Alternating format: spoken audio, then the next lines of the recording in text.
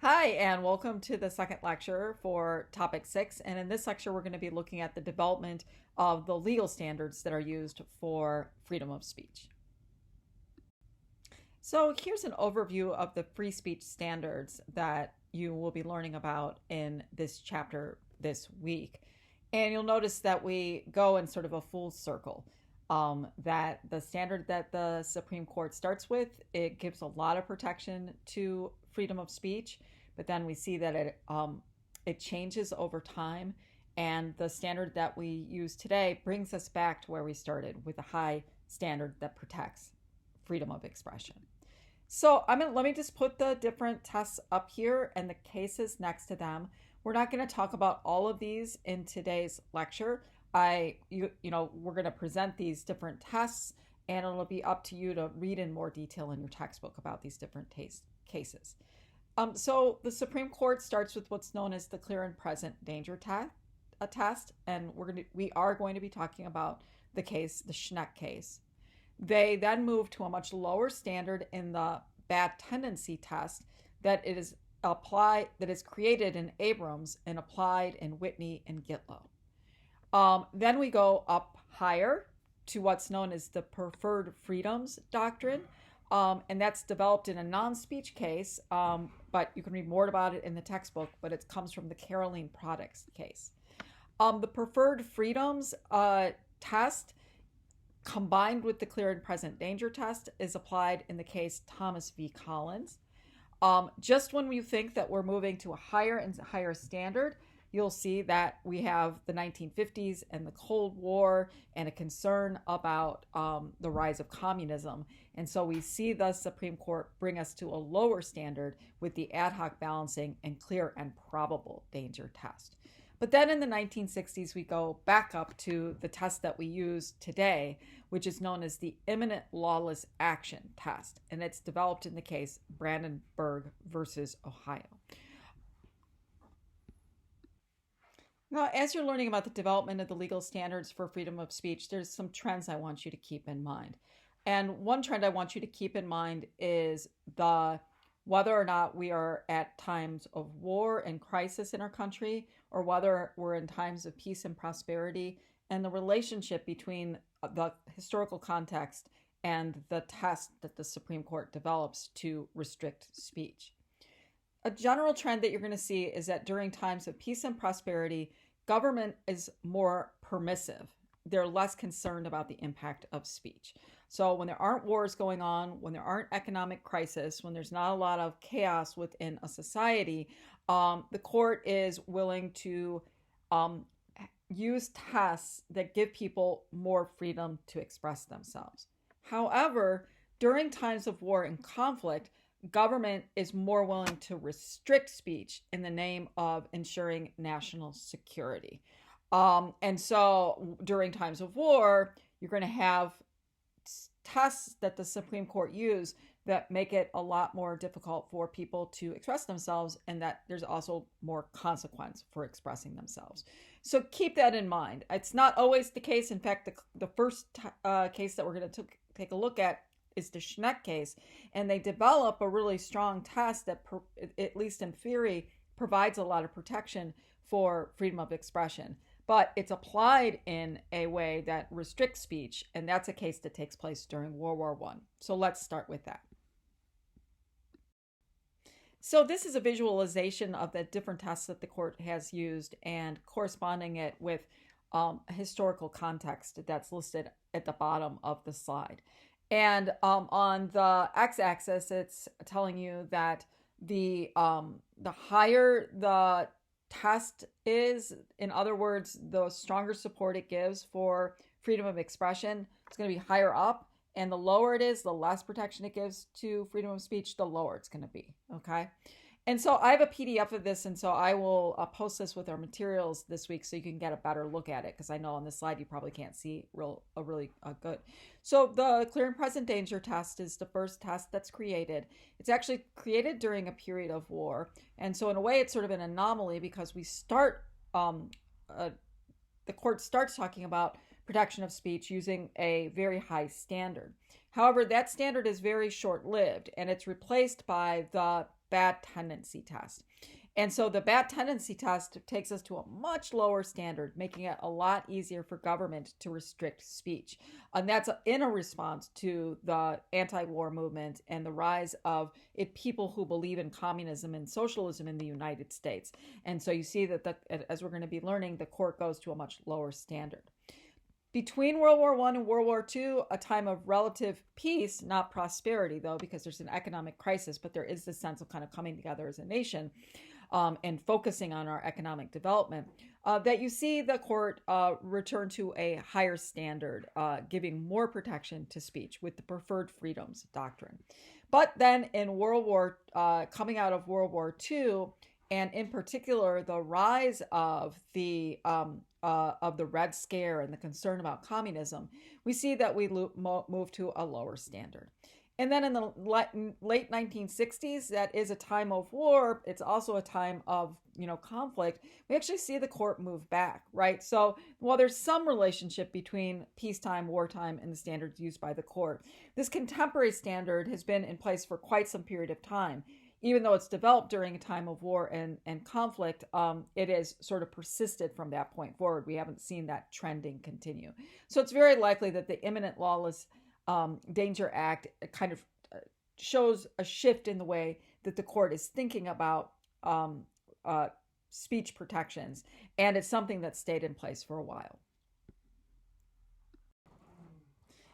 The first major speech cases come to the Supreme Court in around World War I, at the turn of the 20th century. The court had no significant free speech cases for its first 100 years. That doesn't mean that the government didn't try to restrict speech. It just is that that people did not sue or the federal government for a violation of their First Amendment rights. So, for example, there was an act called the Sedition Act of 1789. It was one of the first tests of freedom of speech in the United States. It was an act that was allowed the deportation, fine, or imprisonment of anyone who was deemed a threat or published false, scandalous, or malicious writing about the President of the United States or the government. Now, note that time period, 1798, that if you recall back to our conversations about the Marbury versus Madison, remember that there was John Adams, he was part of the Federalist Party, and then there was Thomas Jefferson. It was the rise of the Democratic Republicans.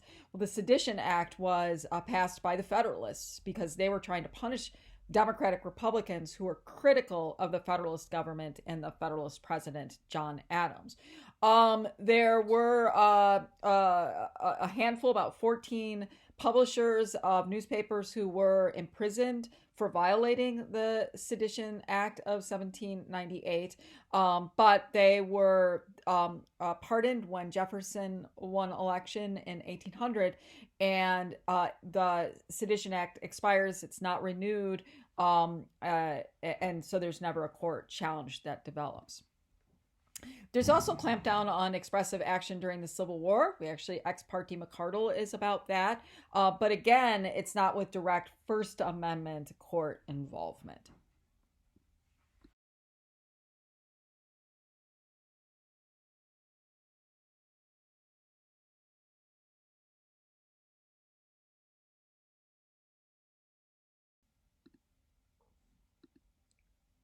So at the start of the 20th century, this changes and we start getting free speech cases that come to the court.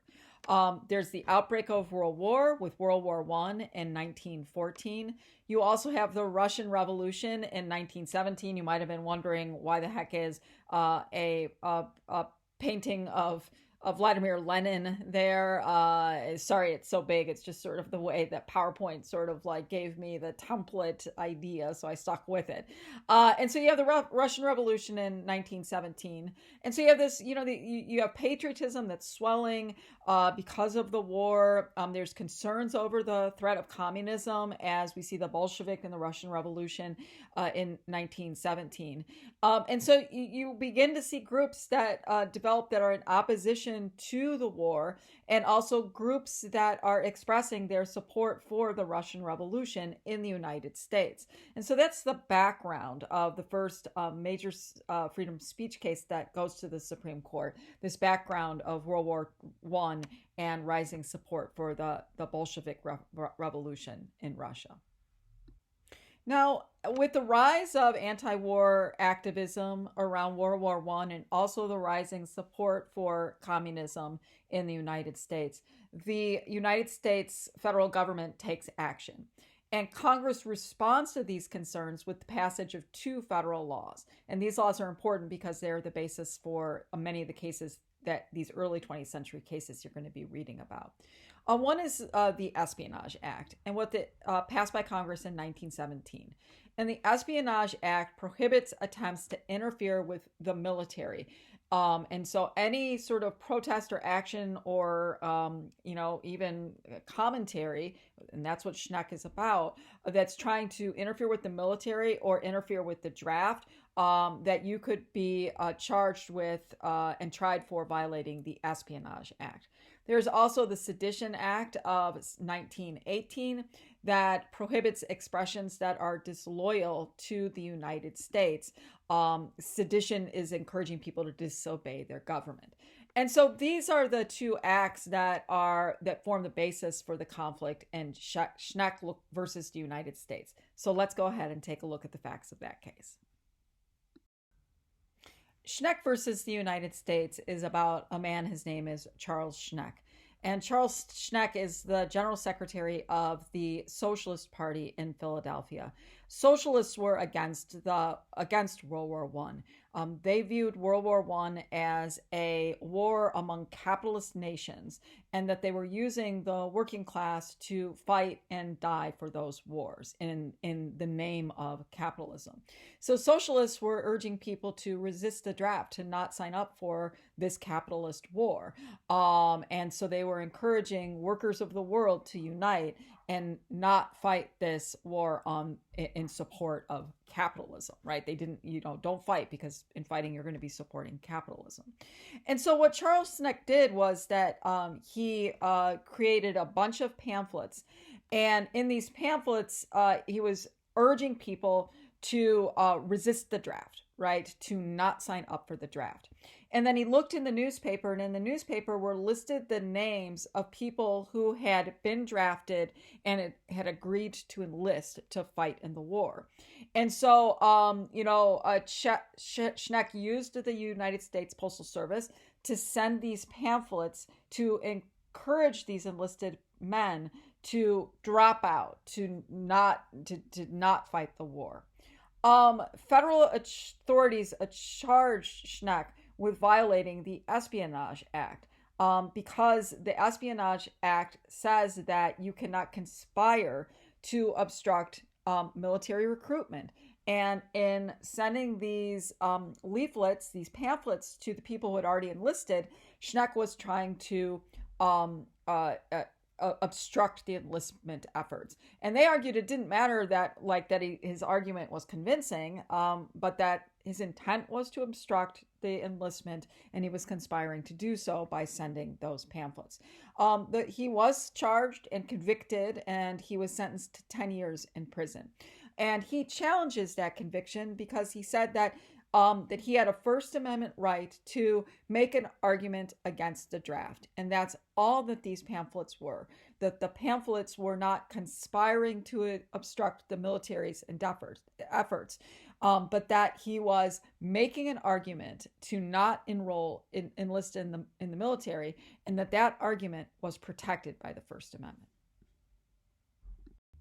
I forgot to tell you about what this image is. And so that during this time period, leftists would create cartoons that were really critical of the war. And this is one of these cartoons. It's entitled His Best Customer. And so it shows death shopping, basically, for dead bodies, and holding a basket at the market.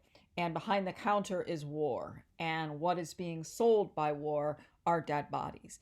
And so this was, sort of an encapsulation of the kind of ideology that Charles Schenck was motivated by, this sense of that there's just all these bodies of working class people that are basically being offered up to death via these capitalist wars.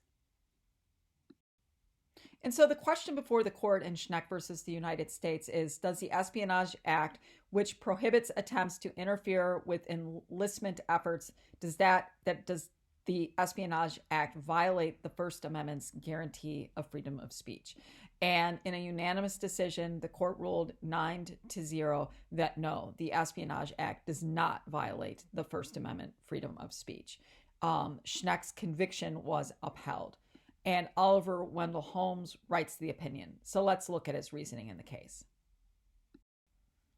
So Justice Holmes asks the question. The first question is, he's asking, do the words in the pamphlet that Schenck sent out, used in this circumstance, create a clear and present danger?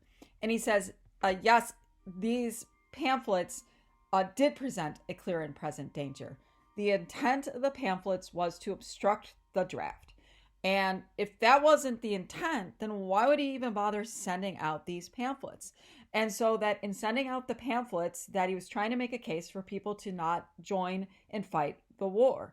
And if he was successful in making that argument, people would not have joined the war. They wouldn't have fought the war. And that would have presented a clear danger to the national security of the United States.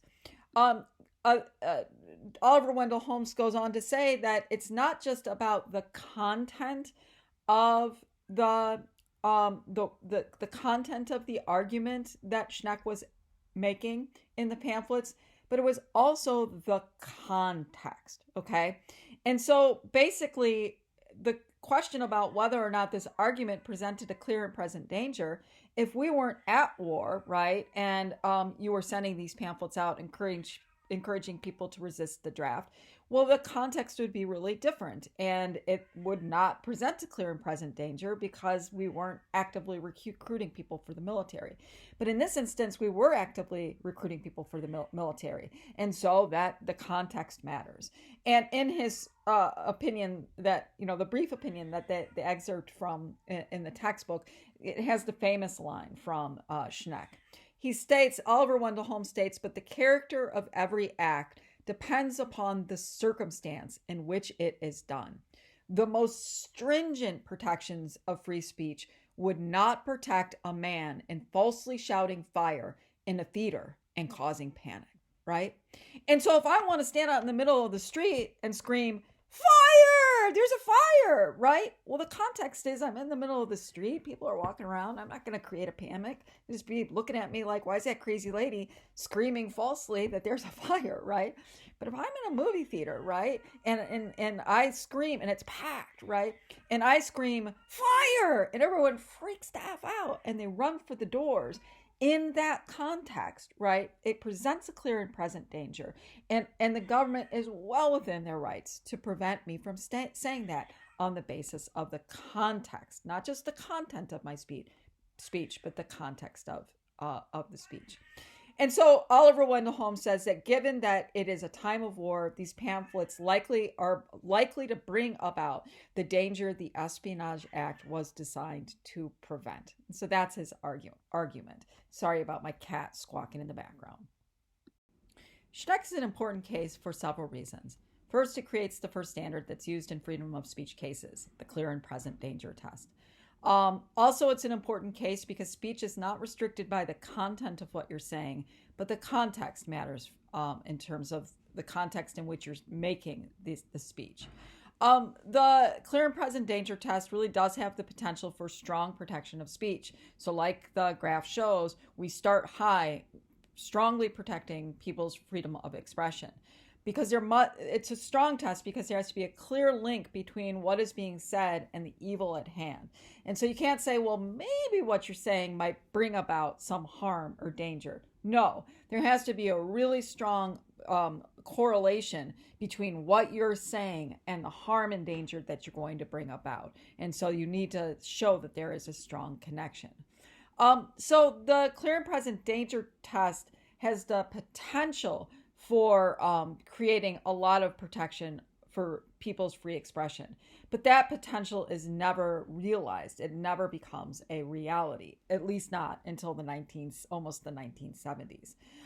So, as your textbook talks about, that people thought, hey, this is the test that the clear and present danger test. This is the test that the court has settled on, and they're going to stick with it. But that was not the case.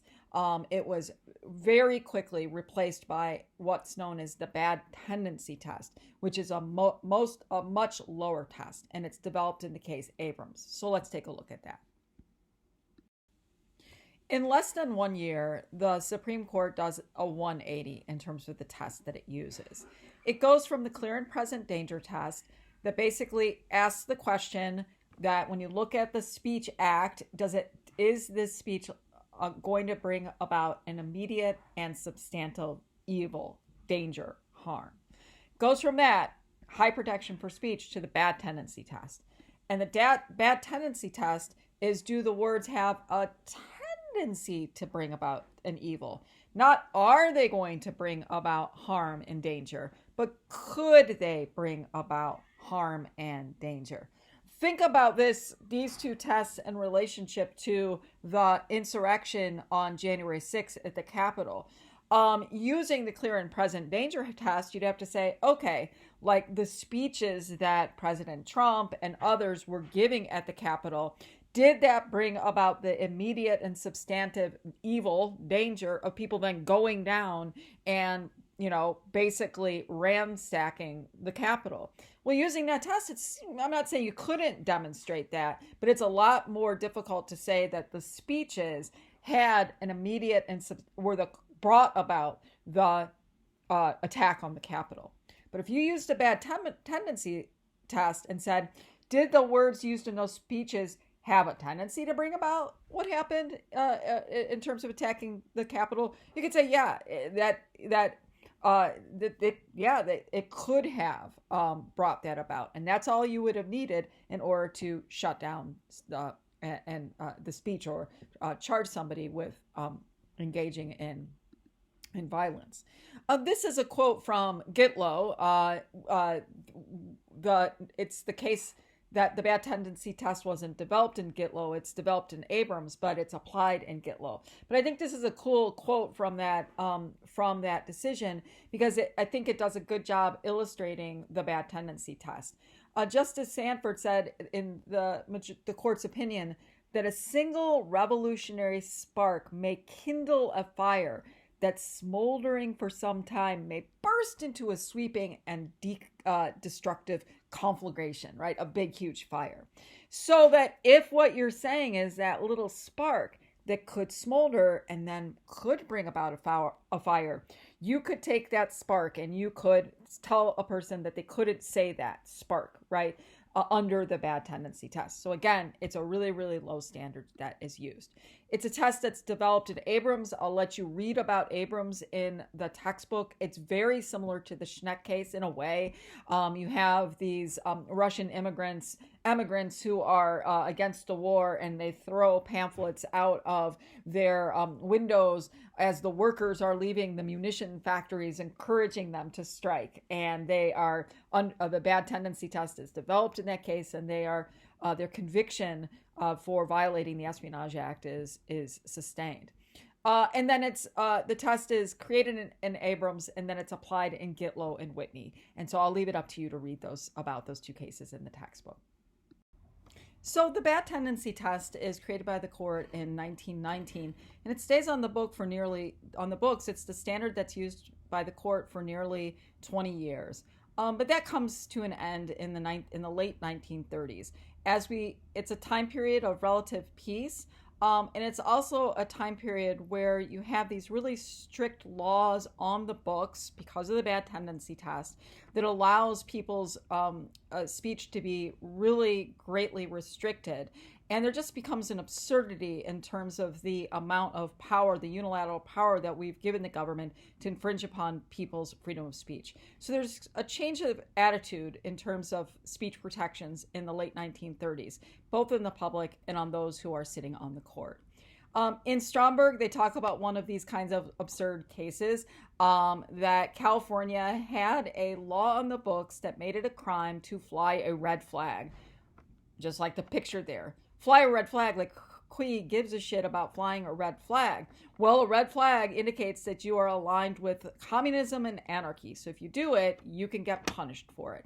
And the Supreme Court said no, that the law was overly vague and unconstitutional, and the conviction of Stromberg was thrown out. De Jong is another case that you'll read about in your textbook. This was a case about a member of the Communist Party who just organized a meeting of those interested in protesting the police raids that were taking place on the Communist Party. And that De Jong was found guilty of criminal anarchy for holding this meeting, just the meeting to protest police raids, that he was charged and convicted, and the Supreme Court threw that out. So there's a real sense that there's a shift in opinion on the court, that the bad tendency test is not the test that one should use in a democratic country, because it provides such limitations in terms of protecting freedom of speech, such low protections for freedom of speech. There's also a shift in the attitude of the public as well.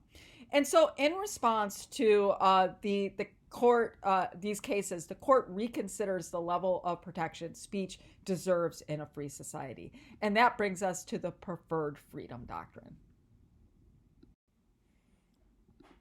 The Carolina Products case is an interesting case because it doesn't deal with speech, but it actually deals with the shipment of milk and the rules governing interstate transport of milk products.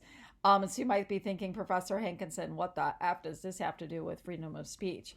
Well, it has to do with freedom of speech because of a famous footnote 4. And in that footnote that's in Carolina Products, that it sets the seeds for the preferred freedoms doctrine. In that footnote, the justices suggested that when the state regulations conflict with the Bill of Rights, that you assume that the regulations are unconstitutional. In other words, that when there's a regulation that the state is, trying to enforce, the state has to prove, and when that regulation comes up against the Bill of Rights, the state has to prove that law is in fact constitutional. So the court must assume that the regulation is unconstitutional unless the state can prove otherwise. So it shifts the burden of proof from the individual to the state in Bill of Rights cases. It also says that the judiciary has a special responsibility to defend the rights in the Bill of Rights, including the freedom of speech. So the footnote 4 says that freedom of speech is this special liberty that really needs to have extra special scrutiny from the court.